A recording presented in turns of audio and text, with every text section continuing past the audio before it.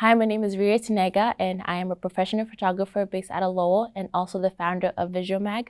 VisualMag is a print-only publication that features creators from all over.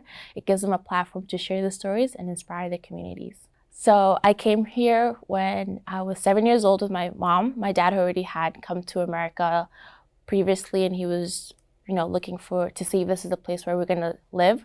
We did have some family in Lowell, so that had some influence on where to move. And it was quite interesting. I keep saying it has, but it was quite interesting coming from Kenya and then moving here at such a young age and trying to understand the cultural differences, because in our household, we will still have, our cultural being Kenyans. And then when I leave the household is more of the American culture and trying to find a balance between that. And there's been a lot of teaching when it comes to education, especially for my parents, because they don't know much about the education system here in America. But me being in between of both, I had to learn, how to apply for colleges, how to apply for scholarship, financial aids, and so forth. It was a challenge not being able to have that support from my parents, and I'm the one doing the hard work. But I really had a great support system at Lowell High via Gear Up, and them taking to college tours, giving us more information on how to apply and so forth. Coming to Lowell, there's a lot of Kenyans in Lowell, so I was able to make friends with them via church, and we've been together ever since. And we found a much bigger Kenyan community, in Lowell and Boston, and they're all spread around about now. So it felt like home hanging out with them. The journey has been quite interesting because I started right after high school, but during high school I used to just shoot my friends. Sometimes I'll do their senior photos, and then after high school is when I got serious. And it started with getting booked for my first wedding, where it was a crazy jump from, getting $25 or even nothing just to do photo shoots to being paid to do a full wedding. So it has been a lot of learning, failing, and learning experience, where I wasn't doing deposits before, and then I learned I definitely need to do deposits because I'm losing money on my end. And a lot of clients take advantage of somebody being a new photographer. I did ask a lot of mentors who were photographers themselves, and they've been in the industry for a while, ask them questions of what I should be charging, and as I keep growing, how should my prices change with my growth. So I started the magazine in 2017, and the reason why I started, I wanted to create a different medium other than social media to highlight creatives. And this has been a lot of undiscovered creatives here in Lowell and also in the Merrimack Valley that didn't get a chance to put their work out there. So I was like, let's bring back magazines. And I did get a lot of print is dead feedback. And to that, I say print is not dead. We've been doing pretty well. Currently, I have 13 issues out, and I'm working on issue 14 and 15 to be released in March 27th of this year.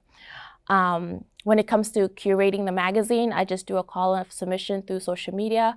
I have people share through their friends and family, and I even do word of mouth, where I talk about VisualMag, and people I'm interested, or they'll know somebody who is a creative, so they'll try to have them submit to the issue. And with that, it's been more of just sticking to the theme. If the creatives are able to stick to the theme of the issue, they will get featured. But if some who are sort of getting there but not really there, they will still get featured, but it's just more trying to help them navigate and help them grow into their field.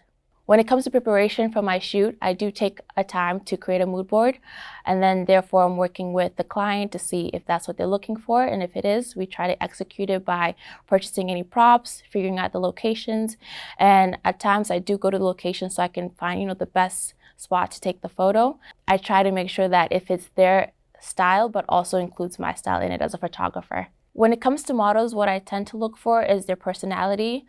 I try to work with, you can say, unconventional models. A lot of my clients have never been in front of the camera, so I give them that opportunity where they can feel like a model. So get them comfortable in front of the camera, get them relaxed, and therefore we get the shot that they're looking for. And then when it comes to location, it just goes to what the client is looking for. For example, if they're looking for more of nature, we try to find a nice woodsy spot. If they're looking for more of a city, we try to shoot downtown Lowell, downtown Boston, whatever fits the style that they're looking for. In the beginning, how I used to find my models is just by making a post on social media where I will say I'm looking for models, like a call for models. And at that time, since I was a new photographer, I used to do a lot of work for free. And now, since I built like an awesome client base, most of them have been returning customers that are either looking for, family shoots, birthday, either just because photo shoots. And it's just great to see so many familiar faces come back to work with me again. I do the work mostly solo, and yes, it is exhausting. I just came out from recently being burnt out.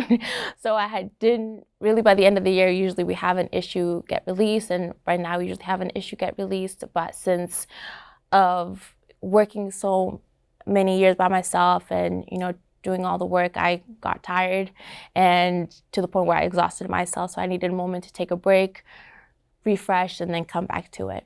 I do have a system now that I've been doing this for about 4 years where I will put a call out for an issue for creatives to submit, and then when they submit, I'll curate it, go through it. I would design the page, figure out the fonts, figure out the layouts, and I'll send it out to get printed, and then it gets sent back to me. If it looks good, then it's out to be sold.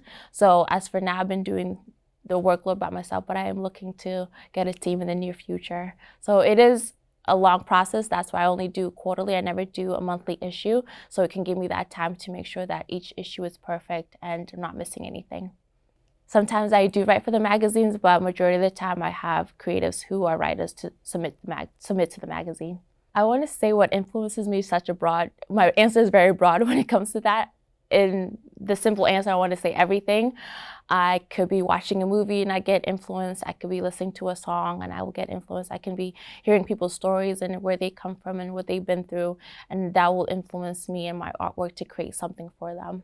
When it comes to our mission statement, it's so that the magazine can be a great conversation piece, to have those sometimes uncomfortable conversations to people who don't understand the changes that's happening in the world. And I want Visual Mag to be a safe space for everybody. So everybody's included to be themselves, to share their art, how they know it and how they feel comfortable to do so. I believe there are some folks that I need to win over when they're like, why did you include this kind of piece in your magazine, when they themselves don't believe or stand with that. But I feel like it creates more of like, these are humans and these are creators, so you shouldn't exclude them because of who they are and what they believe in. So when COVID happened, it was just a lot of emotions going all through at once. Most of my clients ended up canceling their sessions, canceling their weddings, so I wasn't doing any photo shoots or anything, so I had a lot of time. And in that year was when I actually decided to quit my job full-time to pursue photography full-time. I was able to find new talents where I was able to get into videography. It's something I did a little bit in the past, but I didn't have the time. But now since I had the time, I learned a little bit about taking videos, editing videos, and working in that kind of field. So I've been able to utilize it now that I'm back again full time. When it came to Visual Mag, it took a toll on the parties that we used to have every quarter. We were still releasing magazines, but we weren't able to have the party and get together to actually celebrate the people featured in the issue. But now we're back, and so far it's been going good, and yeah. I want to say the barriers for an artist to start is being accepted in such a competitive community. And that's the reason why I started the magazine, where it's more of a community where when they look through the magazine, they'll be like, oh, this is a photographer. I read their stories of how they started out. It's basically how I'm starting out right now. Let me reach out to them, and they'll be accepted because the photographer will know, like, I remember when I started and how hard it was to get into the field. It's so hard, and how hard it is to get a client. They can give them tips and tricks of how to get started. I believe a successful artist should help or find a way to help upcoming artists, because you never know the talents that they may bring to the table. Being a Black woman, sometimes it's hard to get into spaces where normally a white male can easily get access to. Sometimes I have to work 10 times as hard and give 10 times as more as somebody else who is not of color and who's not female. I want to say Lowell is different from an artist point of view because of so many undiscovered artists in Lowell that people don't know about. But when it comes to other cities, they seems to have such a strong community of, like, they've worked with each other. So Lowell is a little bit different when it comes to that. I want to see Lowell grow by involving the creatives in what the town is doing. Sometimes I believe it could be, since it's political, the creators don't need to be involved with it. They're more in the artistic field, so let them focus on that. But I believe we can unify the political and the creatives together into helping build Lowell into a beautiful place.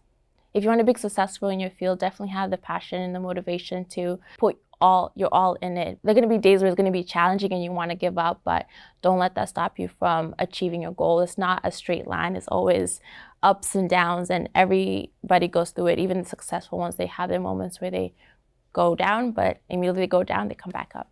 Sometimes it can be hard to make a living, doing what you're passionate about, but if you are financially smart, where you know for a fact that I want to do this in the near future, well, you will want to start saving up. And that's what I did. I saved up enough to know that it will cover for me for X amount of months, and then calculate the income that will be coming in from, doing photography and doing visual mag, and try my best to make sure that I don't overspend. So it's just basically being financially smart so you can fully thrive in what you want to do as a creative. I want to say marketing yourself is very important if you want to get your work out there, and you have so many different platforms to do so. You have Instagram, where you can post a picture and now Reels, or you can go to TikTok, where you can talk about your work in more of a creative way using musicals, dancing, skits. You also have Facebook to reach a different targeted audience that doesn't really go on TikTok, on Instagram. So there's many platforms that you can choose to market yourself, and where you feel the most comfortable is where you should put your most time in. For example, for me, I'm an Instagram person. I've tried doing TikToks. Again, it's going along with being comfortable in front of the camera. So I do have my moments where I'll make a video pertaining to my work. But when it comes to where I market myself is Instagram and Facebook. My advice that I can give you when you don't feel like you have the time is to make time. You don't have to spend 4 hours on a project. You can easily spend a quick 30-minute doing what you're passionate about, and then soon that 30-minute will turn into an hour, and that hour will turn into more hours, and before you know it, you'll be able to prioritize or be comfortable carving out a time in your crazy busy lifestyle like I do to make sure that you're working on your project. So it's just to definitely don't rush yourself, take your time, and don't feel like you have to stress yourself out in creating a project. Just take your time with it. I want to say keep supporting creatives, especially now post-pandemic, where they're coming back, working hard to putting new work out there. They may have lost that support because of the pandemic, and we understand everybody's going through something, but definitely find a way to support a creative, either by sharing their work through social media, talking about it. You don't have to purchase anything, but it goes a long way when we see that our supporters are supporting our work. So you can find me and my work on our website at www.moritzphoto.com. And on Visual Mag, you'll find us at www.visualmag.ink.inc.